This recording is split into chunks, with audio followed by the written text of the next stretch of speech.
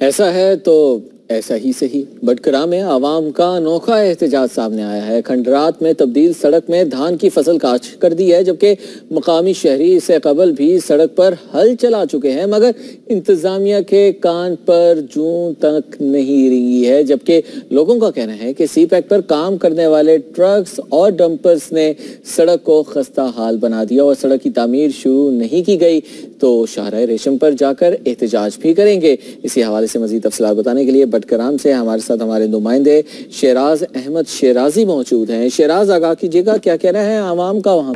जी बिल्कुल, बटकराम को जबानदार सड़क की खस्ताहाली से तंग बिहार मददगार अवाम ने बारिश के बाद सड़क को ट्रैफिक के लिए बंद करके बीच सड़क पर चावल की फसल काश्त करना शुरू कर दिया है। मुकामी लोगों का कहना था कि मज़कूरा सड़क कई अर्से से तबाह है, जबकि सीपेक पर काम शुरू होने के बाद चाइनीज के हाई लोड ट्रक और डंपरों की आमदोरफ्त के बायस मज़कूरा सड़क आम गाड़ियों के लिए नाकाबिल इस्तेमाल हो चुका है।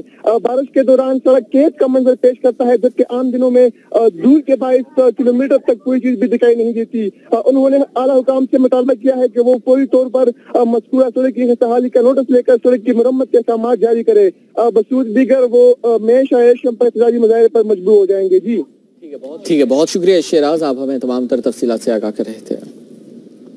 सिबी में